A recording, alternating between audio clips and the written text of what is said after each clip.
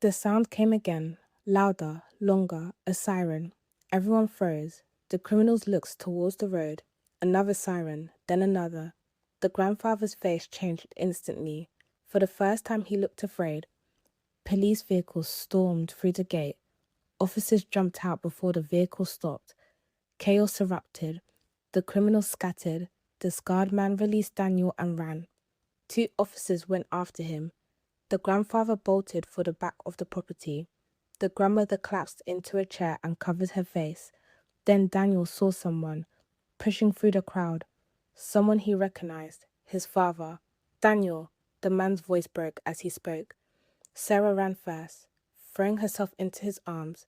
Daniel followed. For several seconds, none of them spoke. Their father simply held them as though letting go might cause them to disappear. Over the following days, investigators uncovered the full truth. The elderly couple were not their grandparents. They were professional con artists. When they learned that their father had not spoken to his parents in 20 years, they saw an opportunity. The real grandparents had died months earlier. After taking over the property, they assumed the couple's identities. Because their father never visited, because nobody checked, the numbers beside the children's names had been prices. That realization haunted Daniel for weeks. A few days later, the family visited the real grandparents' graves. Their father stood before them in silence. Years of anger had kept him away, years he could never recover. Then he turned towards his children. "I'm sorry."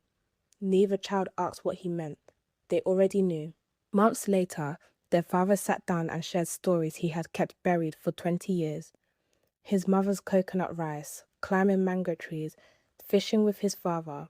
For the first time, the grandparents felt real, not strangers, family. Sometimes danger doesn't arrive looking like danger. Sometimes it smiles. Sometimes it welcomes you home, and sometimes it calls itself family. The nightmare ended, but the lesson stayed.